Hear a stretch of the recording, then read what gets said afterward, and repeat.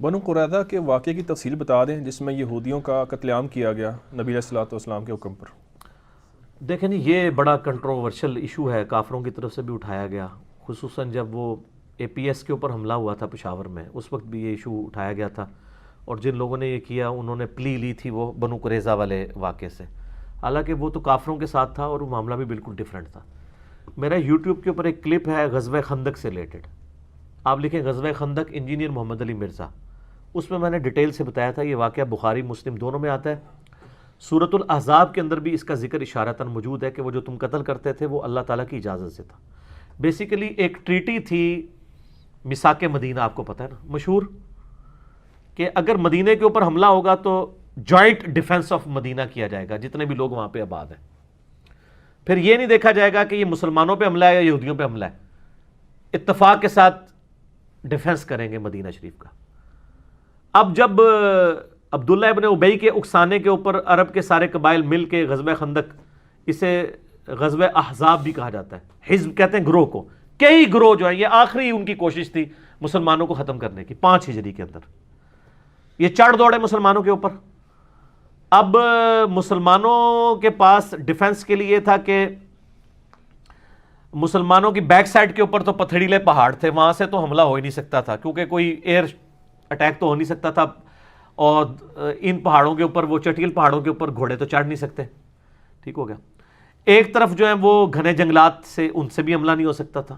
ایک طرف ایسی تھی جہاں پہ بنو قریظہ کے قلعے آباد تھے، وہاں سے حملے کے چانس تھے، ان کے ساتھ ویسے ہی ایگریمنٹ تھا کہ وہاں سے ان کو راستہ نہیں دیا جائے گا۔ ایک سائیڈ خالی تھی، اس سائیڈ کے اوپر حضرت سلمان فارسی رضی اللہ تعالیٰ عنہ کی مشورے کی برکت سے خندق کھودی گئی، اس خندق کے آثار کچھ ابھی بھی باقی رکھے ہوئے ہیں تبرکن، 7 مساجد، وہ 7 مسجدیں بھی بنی ہوئی ہیں وہاں پہ، خندق پہ نبی علیہ السلام کا جو مورچہ تھا وہاں پہ بھی ایک چھوٹی سی مسجد انہوں نے بنائی ہوئی ہے۔ مدینہ شریف میں نے یہ ساری زیارتیں کی ہوئی ہیں، وہاں پہ بھی آپ پاکستانی ٹیکسی ڈرائیورز کو ڈھونڈیں نا تو آپ سے بہت زیادہ پیسے لے کے زیارتیں کروا دیں گے، ایکسپلائٹ کریں گے نا وہ۔ تو نبی علیہ السلام نے یعنی یہ مشورہ قبول کیا، خندق کھودی گئی، اور اب یہ بے فکر ہو کے تھے، وہ خندق کراس نہیں کر سکتے تھے، تو ابن عبد الود والا بھی ایک واقعہ آتا ہے حضرت علی والا، میں نے اس میں سنایا تھا۔ بہرحال اس میں یہ ہوا کہ بنو قریظہ کو انہوں نے ابھارا کہ جی آپ، یہ عمر سیریز کے اندر سب کچھ فلمایا ہے انہوں نے کمال طریقے سے، کیوں نہیں عمران بھائی، کمال کر دیا۔ انہوں نے ابھارا کہ جی آپ ان کے ساتھ معاہدہ توڑ دیں، اور لالچ دی، اور انہوں نے معاہدہ توڑ دیا۔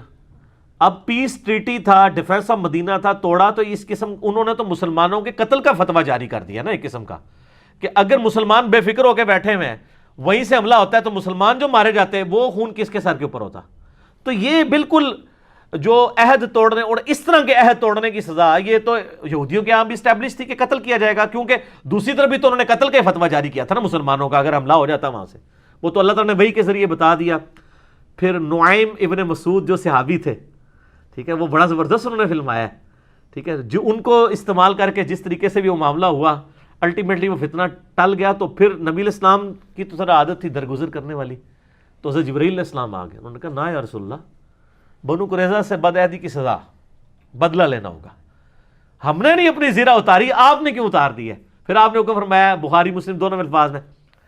کہ عصر کی نماز نہیں پڑھیں گے مگر بنو قریظہ کے ان قلعوں کے پاس جا کر، جسے وہ اجتہاد والا بھی لیتے ہیں، کچھ اصحاب نے راستے میں پڑھ لی، قضا ہو رہی تھی، بعض نے قضا کر کے پڑھی، نبی علیہ السلام نے دونوں کو یعنی کچھ بھی نہیں کہا،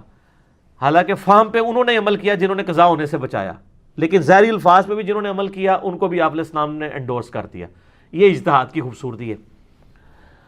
تو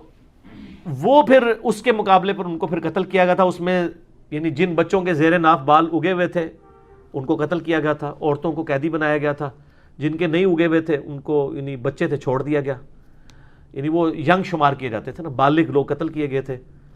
اور وہ ان کو بدعہدی کی سزا تورات کے حساب سے ملی تھی، کیونکہ انہوں نے سعد ابن معاذ کو کہا تھا کہ یہ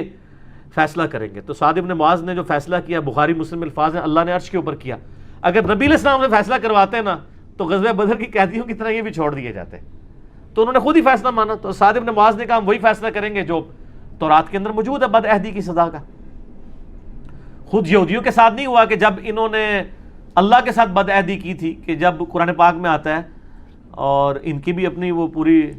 آپ کو میتھولوجی میں مل جائے گا کہ جب حضرت موسیٰ علیہ السلام چلے گئے کوہ طور پہ، انہوں نے بچڑے کو خدا بنا لیا، تو 70,000 یہودی ایک دن میں قتل کیے گئے تھے۔ قرآن میں ذکر آتا ہے نا اپنے آپ کو قتل کرو، تو وہ اپنے اپنے قبیلے کے لوگوں نے اپنے ان لوگوں کو جو مرتد ہوئے تھے قتل کیا تھا۔ تو یہ بھی بد عہدی والا معاملہ تھا، اس میں کوئی ظلم نہیں ہوا تھا۔ اور اس میں ایک صحابی بھی ہیں جو کہتے ہیں میں اس وقت بچہ تھا تو میں چھوڑ دیا گیا تھا، بعد میں مسلمان ہو گئے، صحابی بن گئے۔ جو بچے تھے پھر اکثر لوگوں نے اسلام بھی قبول کر لیا تھا۔ تو یہ اس کے پیچھے ساری سٹوری تھی۔ وہ قتل عام نہیں تھا، وہ بد عہدی کی سزا تھی۔ وہ نہ بد عہدی کرتے، انہوں نے اپنی سزا خود اپنے لیے چوز کی تھی۔ ٹھیک ہو گیا۔